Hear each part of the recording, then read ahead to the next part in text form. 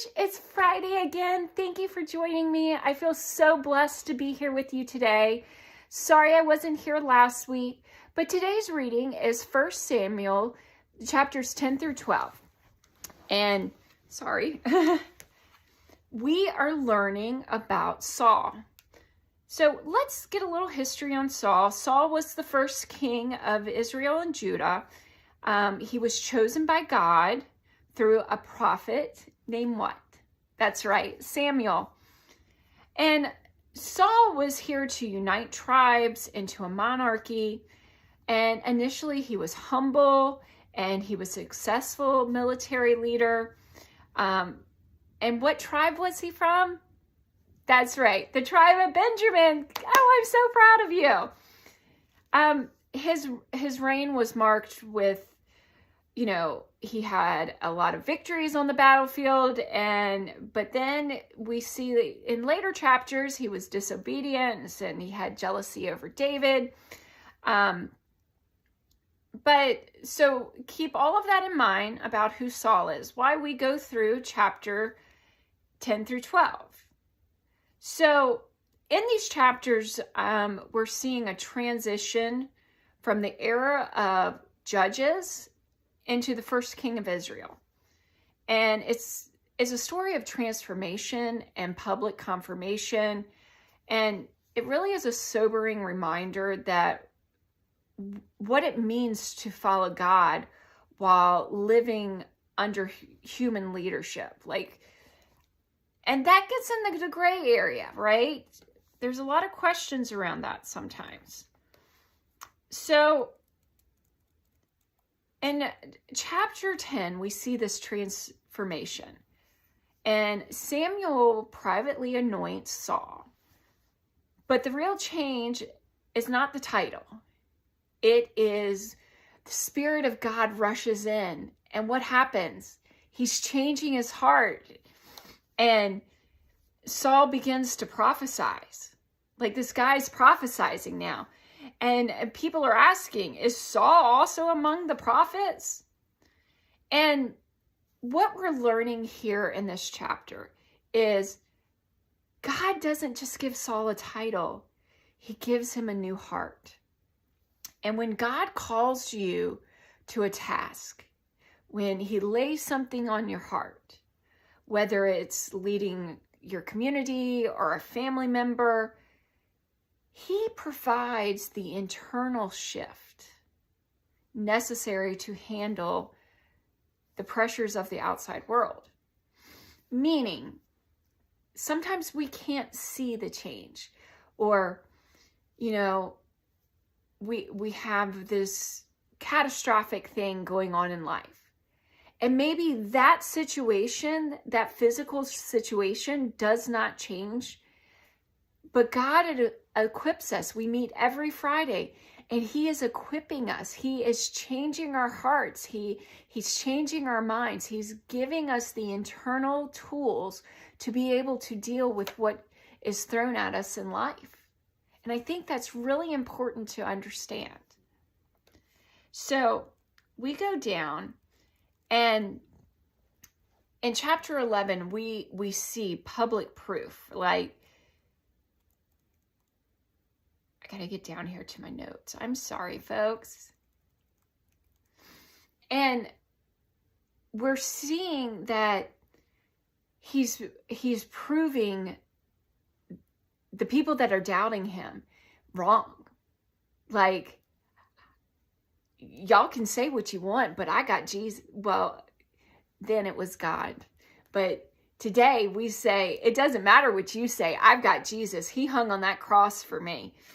And so we're seeing here, just because Saul was picked and given a title, it doesn't mean that everyone respected him. And he has to prove he can do this job. And so we see that the cruel leader is like, I'm going to take you over. I'm going to gouge your right balls out of all the men. And so Saul has to prove that he's the leader and he can bring Israel through this. And what happens? They go and tell Saul, he's out in the field with his ox, And they're like, that dude over there is bringing his army and he's going to gouge your eyeballs out. And Saul gets mad. He's like, how dare it? Like, we have God. Like, and what does he do? He mobilizes and he gets angry and he sends a call to action across Israel and raises a massive army overnight. We see here in chapter 11, right here, overnight, he puts this army together. Well, he didn't put that army together. God put that army together. And what happened? They crushed the enemy. When Saul's fans want to kill people who originally made fun of him, what did Saul do? He stopped them. He says, no, today we celebrate what God did. And what did that do to the masses? It earned him respect. So we go on down here to chapter 12. And I put here the retirement speech. So Samuel's stepping down as the main leader, and he gives the State of a Union address, basically, but he does it with a warning. And Samuel asks, have I ever stolen from you? Have I ever lied? And they all say no. And he's showing them what a clean leader looks like. Okay, so keep that in mind while you read the next several chapters. To prove God is serious, Samuel prays for a thunderstorm during the dry harvest. And what happens? It pours.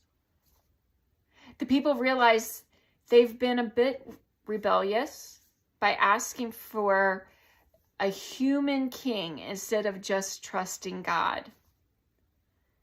And what do we take away from this? Samuel tells them, you have your king now. Like, Saul's right here. But if you and your king don't listen to God, it doesn't matter. Things are going to get really bad for everyone. So be faithful to God. When we're reading these chapters, in the first chapter, we see we are chosen and we are equipped for the job that is in front of us, even if we want to go run and hide. Just like Saul did, went and hid in the luggage, remember? God equips us. Even if we can't see it, he's transforming our hearts. He equips us. In chapter 11, we see actions speak louder than words, and they speak louder than titles. Success in a crisis wins over the people, and God knew that.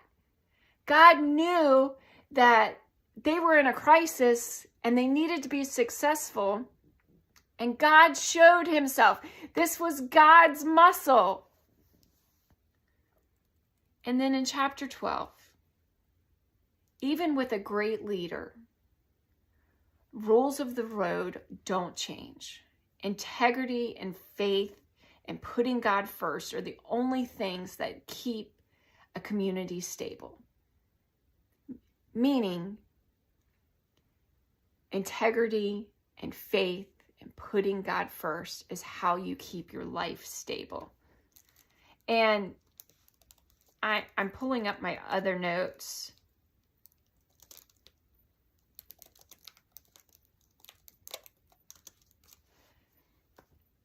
What we're learning here is that titles, fear, none of it matters. Because God changes our hearts. He equips us to be able to handle anything. And we can do anything as long as we put God first. That means that there is no president, there is no earthly king that needs to come before God. God has to come first. It doesn't matter who the leader is. That leader has to be of God. You have to be of God. So my prayer this week is that you go through life this week and you know that it doesn't matter what battles that you're going through. God has changed your heart. He is equipping you. And it doesn't matter what title we have. We still have to put our faith in God first. Well, all right, Beach Church, I will see you Sunday.